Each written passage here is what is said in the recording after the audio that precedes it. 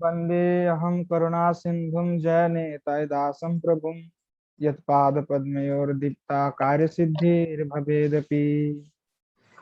तो हमारा जो प्रकरण चल रहे थे श्री राधा प्रकरण है ना। और श्रीमती किशोरी जी का कितने गुण हैं वे, उन्हीं के चर्चा हम लोग कर रहे थे। और श्रीमती किशोरी जी में क्या क्या गुण विद्यमान है, क्या क्या धारण भी करती है, ये समस्त कुछ का हमारा जो है आस्वादन हम लोग कर ही रहे थे। तो पूर्व में हमने चपलांगा को चलापांगा जिसको कहते हैं, चलापांगा अथवा चपलांगी जो है उसकी उदाहरण भी हमने श्रवण किया। और आज हम लोग उसके बाद जो अथ उज्ज्वल स्मिता, जो श्रीमती किशोरी जी क्या है, उज्ज्वल स्मिता है।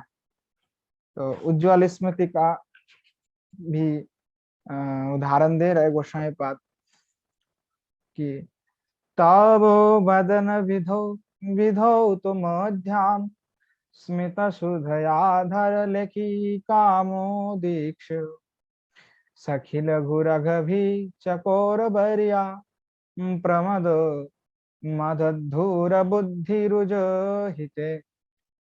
बोले तब वदन विधौ विधौ तम ध्यान स्मित सुधयाधर लेखी कामुदीक्ष सखी लघु रघभी चकोर बरिया प्रमद मद धूर बुद्धि रुज्जिहिते। अब कह रहे हैं कि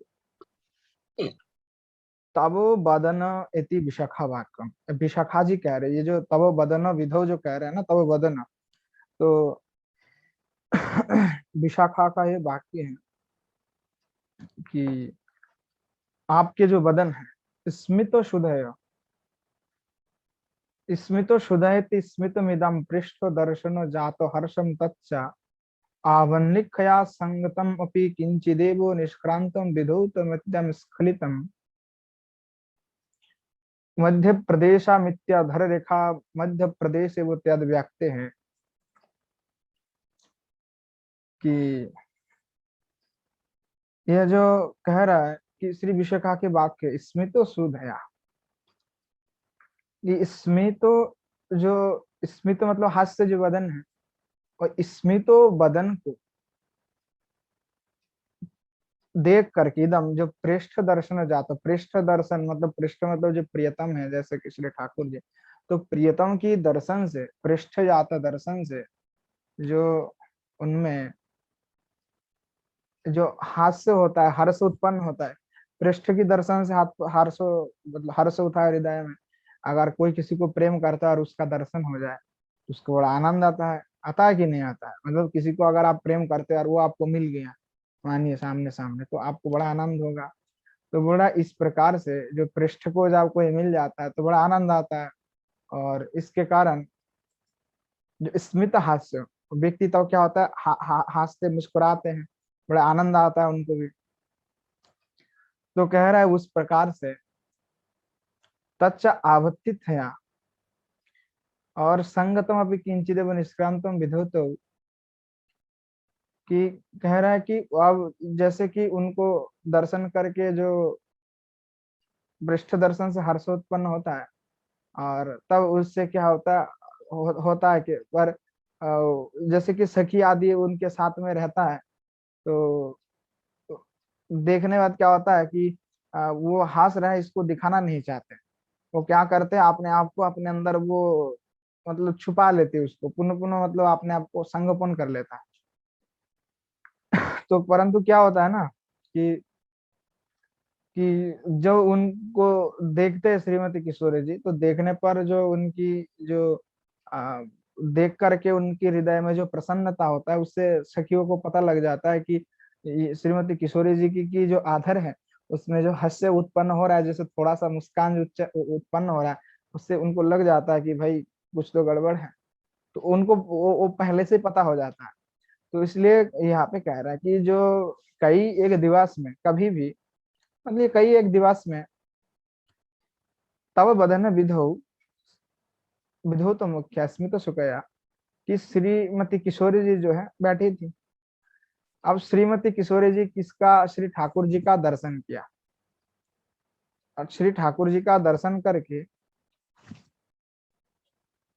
बड़े वो उनको जो है ना हास्य उत्पन्न है, हंसी आई, उद्गत हुआ। अब हंसी जो मुस्कुराहट है वो आ रहा था, आ रही थी उनको। पर देखा उन्होंने कि ललिता सभी सखी उनके सखी उनके पास में है। तो उनको देख करके उन्हें क्या किया कि आ, अपने आप को छुपा रहे थे कि मैं नहीं हंसूंगा, क्योंकि हंसूंगा तो इनको पता लग जाएगा। तो इसलिए वो अपने को निवृत्त होने के लिए इच्छा किया कि मैं इसको आत्मगोपन कर लूं, कि मुझे समझे, मैं समझाने नहीं दूंगा कि मैं मुस्कुरा रहा हूँ, और ऐसा कभी दिखाऊंगा भी नहीं। तो इन्होंने क्या किया, ये इस प्रकार से करने की बड़े प्रयास किया श्रीमती किशोरी जी ने। अब भाई आप भले ही प्रयास तो आप कर लोगे, पर थोड़े है कि हाँ हंसी आ रहा है तो उसको कैसे रुक जाएगा, ऐसा अचानक थोड़ी ना रुक जाता है। तो अब क्या हुई, किशोरी जी को बड़े तो हंसी तो आ रही थी, आप उसको अ, रुकेंगे कैसे, रुक ही नहीं पा रहे थे। उनको रोकना पड़ेगा ना, तो रोक ही नहीं पा रहे थे। उन्होंने चेष्टा तो किया था कि मैं हंसी को संगपन कर लूं कि ना आ जाए, परंतु वो एकदम निवृत्त मुस्कुराहट जो है वो निवृत्त नहीं हुआ। अब क्या हुआ, थोड़ा थोड़ा प्रकाश पाने लगा, स्मित मतलब थोड़ा थोड़ा जो है प्रकाश पाने लगा। तो थोड़ा थोड़ा जैसे श्रीमती किशोरी जी के जो हास्य है जैसे थोड़ा थोड़ा जैसे पाने लगा, तो क्या हुआ, उसको देख करके उसको उसको देख लिया कौन, श्री ललित विशाखा देवी जो है उन्होंने देख लिया। ठीक है ना। तो उन्होंने देख लिया, और जब देख लिया तो देख करके विशाखा उनको कहने लगे, अरे किशोरी जी, गौरे कहले हे प्रिय सखी, कहने लगे कि हे प्रिय सखी, कि आप की जो बदन में, तब बदन विधो, आपकी स्त्री बदन में जो आधार स्मित आधार स्मित सुधया, आपकी आधर में जो हास्य की उदय, हास्य की सुधा, सुधा मतलब अमृत, जैसे आप मुस्कुरा रहे तो मानो कि अमृत के भांति है, तो इस प्रकार के जो आपके हास्य सुधा है उसको दर्शन करके विशिका कहने लगी कि हे प्रिय सखी, आपकी हास्य वदन को देख करके आघरिपु चक्रराज, जो आघरिपु है यानी इस भाव को वो देख करके, आधर रेखा को देख करके जो आघरिपु चक्रराज हमारे सानिध्य में अपेक्षा नहीं कर रहे हैं। आनंदो एवं मद में अर्थात ये कहना चाह रहे जे आधर सुताति तत्रापि अनुकूल्यम दृश्यति नर्मधनित्यम यद भीतम रहस्यम दुखम भित्स्यति किंब क्षालने तदंत पवित्र दर्शनात् आघैतिम ततस्थानम अवम भित्स्यति क्षीयंचति अथ अघोभित अघासुर हस्त्यति सामर्थ्यम। जो आघो को वध करने में सामर्थ्यमान जो श्री ठाकुर जी है, उन्हीं की बात करके आघ रिपु अर्थात आघो को, अर्थात आवो भेद शीयंचति। तो चकर राज क्यों कहला, चकर का काम क्या होता है, चकर पक्षी होता है, और वो क्या होता है, पान करने वाला होता है। चकर है, पक्षी है भाई। तो श्रीमती किशोरी जी का आदर है वहां पे, वो बोल रहे आप मुस्कुरा रहे हैं। तो अघरिपु जो चकर राज माने श्री कृष्ण जो श्री ठाकुर जी हैं, वो हमारे सांधी में तो अब अपेक्षा में नहीं है, परंतु आपकी बदन में जो हो रहा है जो मुस्कुराहट, उसको अगर अघरिपु अगर देख लेते, मतलब उस चंचलता को, उस उज्जवल स्मिता को जो है लघु करने में सामर्थ्यवान तो एकमात्र अघासुर जो दमन करने वाला श्री ठाकुर जी वही है। तो इसीलिए इन्होंने कहा कि आपकी आनंद और मद में जो आप जो मुस्कुरा रही है, और आप जो इतने खिली हुई है, और आपको देख करके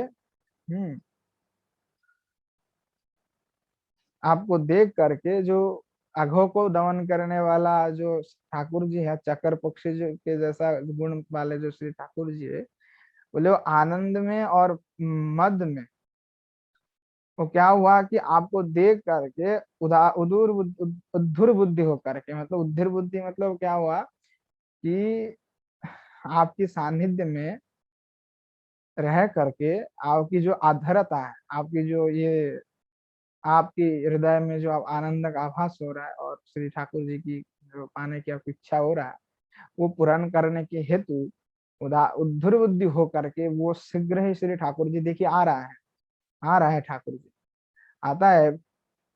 जब आपकी साथ ठाकुर जी का मिलन होने वाला ही है, जैसे श्री ठाकुर जी आ रहा है आप, तो इसीलिए हम सभी क्या है उज्जीत कह रहे हैं, हम इस स्थान को परित्याग करके अभी चले जा रहे हैं। तो उज्ज्वल स्मिता जो कहा कि श्रीमती किशोरी जी जब श्री ठाकुर जी को देखते तो उनको देख करके उसके हृदय में एक एकदम मतलब खिल जाता है, जो उज्ज्वल स्मिता हो जाता है, बहुत आनंदित हो जाता है, तो इसलिए कह रहा है कि अथोज्वल स्मिता। तो इस प्रकार से कहा कि हम जल्दी जल्दी तुरंत आप चले जा रहे स्थान से, क्योंकि आप तो श्री ठाकुर जी के साथ आपका मिलन होने वाला और श्री ठाकुर जी के साथ आप ही विराजमाना होंगी, तो इसीलिए हम सब यहाँ से गमन करते हैं। तो इस प्रकार से जो है श्री ठाकुर जी को देख करके और श्री ठाकुर जी को आने आ रहे हैं, इसको देख करके श्रीमती जी बड़े जो खुश हुई है, उसको देख करके सखा और सखी वृंद सब यहाँ से चले जाते हैं। ठीक है, या समझ में आया? और अब कह रहे चारु सौभाग्य रेखाढ़, चारु सौभाग्य रेखाढ़ जो आप कह रहे हैं कि अगहर भज तुष्टिम पश्चया चंद्र रेखा वलय कुसुम वल्ली कुंडलाकार भग्भी अभी दधोति नीलिनामत्र सौभाग्य रेखा वितति विरनुविद्धा सुष्ठु राधम पदंकः। अब देखिए इसको बड़े ध्यान से सुनिएगा, जो आप ध्यान की बात मुझे कर रहे थे, कैसे ध्यान श्रीमती किशोरी जी का। अब श्रीमती किशोरी जी की ध्यान में किया क्या चिन्ह का आता है, क्या क्या चिन्ह है, वो सारे वर्णना यहाँ पे कर रहा है। कह रहे एकदा, उदाहरण दे रहे कि कई एकदा कभी श्रीमती किशोरी जी हैं गोपन भाव से कुंज के अंदर रह गई, तो मधुमंगल कहने लगी, हे अगहर अगोहरती मधुमंगल उक्ति अभिददति अनुबद्धा युक्त चंद्र रेखावली उत्पलक्षम जो पश्च चंद्र रेखा। कहने लगे कि आपकी गोपन जो भाव गोपन भाव में जब इन्होंने कुंज में रहा, तो मधुमंगल कहने लगी, हे अगहर हर ए अगहर,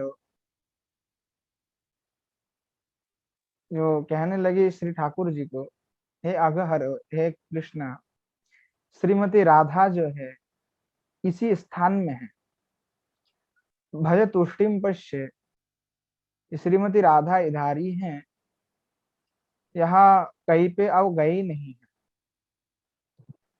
अब देखो उनकी जो तुष्टिम पश्य पश्य, अब देखो यत चंद्र रेखा, उनकी चरण चिन्ह सभी, जैसे चंद्र रेखा बलाय पुष्पो बल्ली एवं कुंडल प्रभृति अनेकानेक जो सौभाग्य रेखा है, वह अन्वित होकर के नीलिन अर्थात गुप्त भाव में यह व्याक्त तो कर रहा है कि ये श्रीमती किशोरी जी यहीं पे ही विराजमाना है, तो इनकी चिन्ह से पता लग रहा है। तो इस उदाहरण में श्रीमती किशोरी जी की जो चारु सौभाग्य रेखा जो है उसका वर्णना कर रहे हैं। और वराह संहिता ज्योतिष शास्त्रांतर्गत जो काशी खंड है, मत्स्य पुराण एवं गरुड़ पुराण के अनुसार, सब के अनुसार ये सब लिखा जा रहा है। तो आप कह रहे चंद्र लेखा वलय उपलक्षणम, चंद्र रेखा की उपलक्षण को लिखा रह रहा है कि राधा पदांक एव राधात्र निलीलाम अभिधति कथयंति कीदृशा कि सौभाग्य व्यंजिकानाम रेखानाम वितति भी अनुबंधा युक्ता कीदृशी कि चंद्र लेखा सद आकार भी उपलक्षण में तक, उपलक्षण के तौर पे कह रहा है कि चंद्र लेखा आदि देखिए यहाँ पे दिखाई दे रहा है, चंद्र रेखा आदि। तो कह रहा है या तो वराह संहिता ज्योतिष शास्त्रांतर काशीखंड मात्स्य गरुराज्य अनुसार एतस्य रेखा लिख्यन्ते, श्री ज्योतिष शास्त्र काशीखंड मात्स्य गरुड़ आदि के अनुसार में वह लिखा जा रहा है। आप ठीक है। तो क्या लिख रहे हैं, तत्र वाम चरणस्य, पहले श्रीमती किशोरी जी की बाई चरण की वर्णना कर रहे हैं। अंगुष्ठ मूले यव तद तले चक्रम, चरणस्य अंगुष्ठ मूले यवः तत्तले चक्रम। ये जीव गोस्वामी और जो विश्वनाथ चक्रवर्तीपाद में दोनों का ही सब वर्णना करके बोल रहा हूँ, मतलब एक ही साथ दोनों ने टीका एक ही भाग में लिखा है, तो दोनों टीका ही करके जा रहा हो। तो कह रहा है कि तत्तले चक्रम मतलब वाम चरण के अंगुष्ठ जो मूल है, पहले अंगुष्ठ मूल में क्या है, तो यव है, यव चिन्ह, जब यव होता है ना, जो यव होता है लोग, तो यव के चिन्ह जो है श्रीमती किशोरी जी के अंगुष्ठ मूल में, उनकी तल में, उसके तल में जो क्या है, तो तले चक्रम, वहां पे चक्र चिन्ह है। तो चंद्र रेखा जुतांग कुसुम वल्लिका, और उनकी जो तत्तल में, उसी के तल में चंद्र रेखा के युक्त जो कुसुम वल्लिका है, और मध्यमा तल में कमल, मतलब चंद्र रेखा युक्त कुसुम वल्लिका है, जो कुसुम है वो कुसुम का वल्लिका जो है उसमें है, और मध्यमा तले कमल, हमारे मध्यमा की जो है, मध्यमा जो अंगुली है उसके तल में जो कमल है।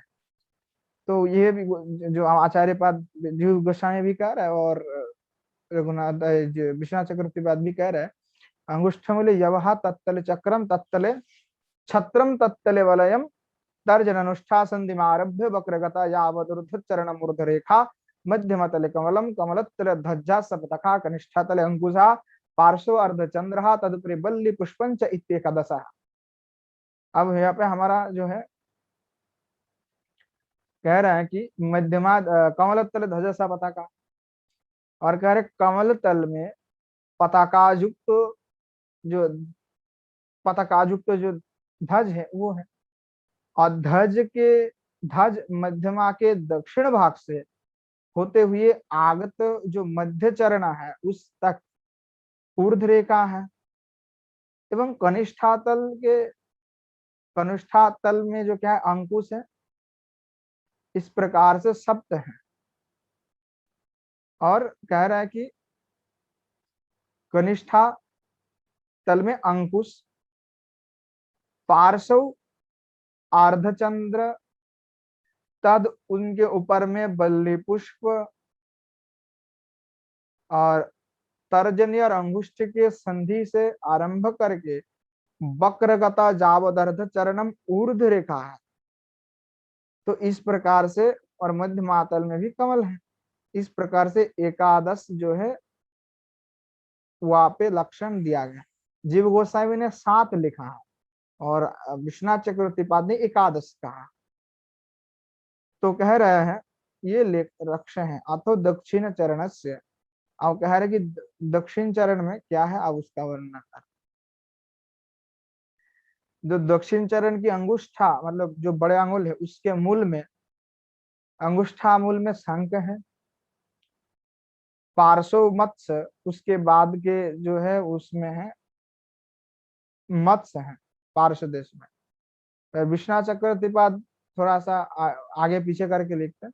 तो अंगुष्ठामूल में शंको, कनिष्ठा के तल में जो वेदी और उनकी तल मतलब उनके नीचे जो है, वेदी के नीचे जो तत्तल में कुंडल है। कुंडलम तर्जनीय मध्यस्थले पर्वत है। और जीव गोसाई पाद कह रहे मत्स्योपरि रथ, मत्स्य के ऊपर में रथ है, कनिष्ठ तल में वेदी, और शैल कुंडम गदा शक्तो रथ से मतलब जो है शैल पर्वत है, कुंडल है, गदा और शक्ति, ये चारों हैं। दक्षिण चरण एवं संभाव्य तो ताश्च यथोप स्वभावन्या इत्यादो अथा वाम करस्य, कि कह रहा है कि मत्स्योपरि रथो रथ पार्षद शक्तिगत इष्टत्र मिलिता उनविंशति। तो यहाँ पे कह रहा है कि जैसे पार्षदस में मत्स्य, तद उसी के ऊपर में रथ, रथ के दूसरे पार्श्व में शक्ति और गदा इत्यादि अष्ट, और इन दो को मिलन में जो है चरण चिन्ह कितने हैं, पंचदश है। ठीक है, तो इस प्रकार से वर्णना कर रहे हैं। अब आगे भी और भी वर्णना कर रहे हैं, अभी तो कम हुआ है, अभी और भी वर्णना करेंगे। तो बोले अथ वामकरस्य अत्रापि लिखितम प्रसिद्धत्तु अन्य अन्य रेखात्रयम् ज्ञेया यथा तर्जनीयोर्मध्ये संधि आरभ्य कुनिष्ठतले करभयगता परमायु रेखा।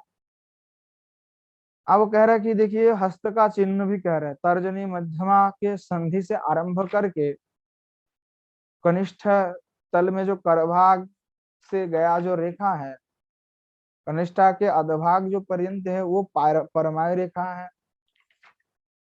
और तत्तले कर्मारभ्य तर्जनांग अनुष्ठ मध्य देशम गत्वा अंगुष्ठात मणिबंधत उत्थिता वक्रगत्या मध्य रेखा मृत्ता तर्जनांग अनुष्ठेय मध्यम भागागत्या नाम अथ अनन्य युक्तम विभज्य दर्शन्ते अंगुलिनाम अग्रतो नंद्यावर्ता पंच अनामिका तले कुंजरा परमायु रेखा तले बाजी मध्यमा रेखा तले वृषः कनिष्ठ तले अंकुशः व्याजन श्रीवृक्षः यूपः बाणः तोमरः माला जथाशोभम गेहा इति अष्टादश। अब इन्होंने तो कह दिया, विश्वनाथ चक्रवर्ती पाद का भी सुन लेते, फिर एक बार मैं समझा देता हूँ। विश्वनाथ चक्र कह रहे वाम चक्र सत्य लिखित्यानपि भक्तेर ध्यानार्थम अपेक्षा उच्चते चिन्हानि। ये जो कहा जा रहा है किस लिए, कि भक्तों के ध्यान के लिए, और इस हर हर चिन्ह की जो ध्यान होता है उस ध्यान का भी फल होता है।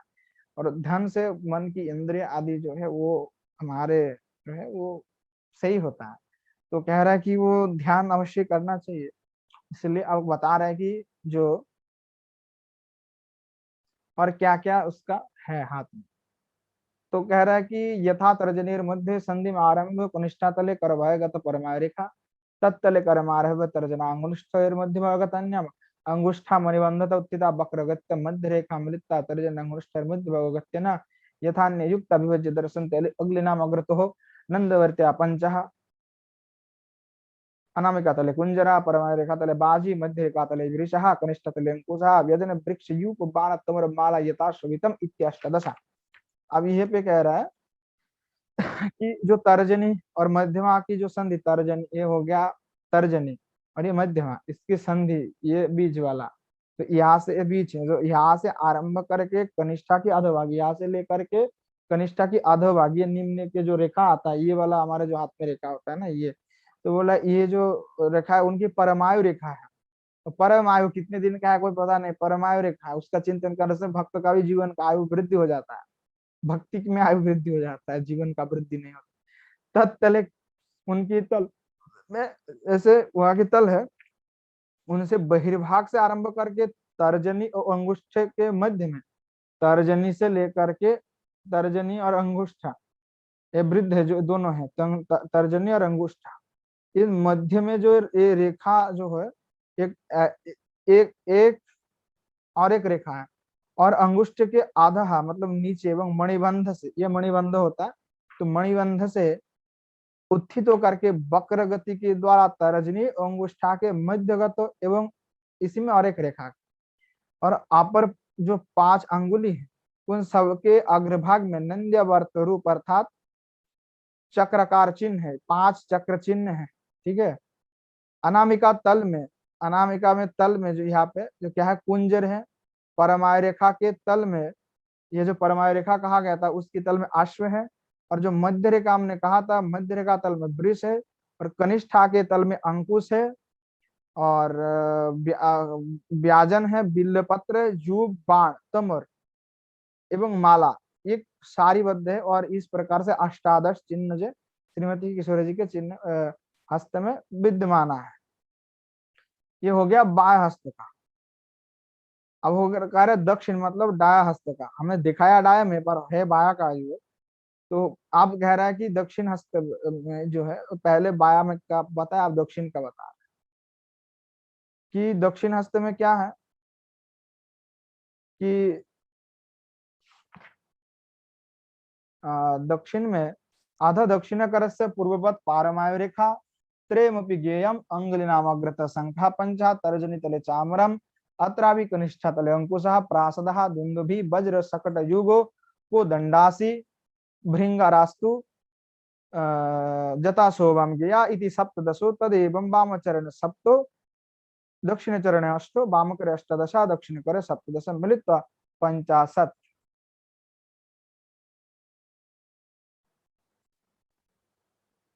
ठीक है।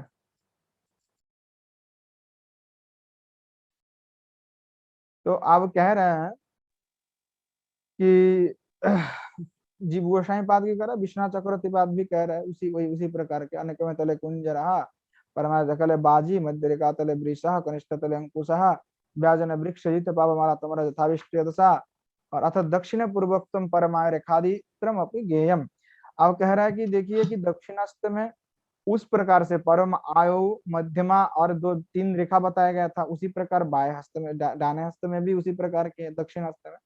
और जितने भी अंगुली है, अंगुली के अग्र में पंच सका है, 5 अंगुली में पंच है, तर्जनी के मूल में चामर है, कनिष्ठा के तल में अंकुश है, मठ है, दुंदुभी, वज्र, शकट 2 शकट है, धनुष है, खड़ग है, भृंगार इत्यादि जो है सब तो 10 चिन्ह है।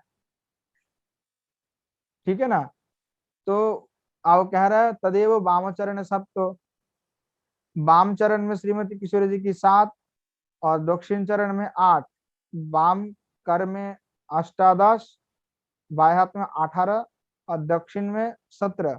ये मोट मिला करके जो है सब कुछ मिला करके 50 मतलब 50 जो है चिन्ह श्रीमती किशोरी जी के जो है हस्त एवं चरण कमल आदि में विद्यमाना है। इसी का वर्णन श्री आचार्य पाद ने स्पष्ट रूप में यहाँ पे कहा कि इसी प्रकार के जो चिन्ह जो श्रीमती किशोरी जी को देख करके मधुमंगल कहने लगे कि श्रीमती किशोरी जी जो है ना अभी ये छुपी हुई है कुटिया में ठाकुर जी, ये गए नहीं गई नहीं कहीं पे। बोल रहे कैसा क्यों बोल रहे हो?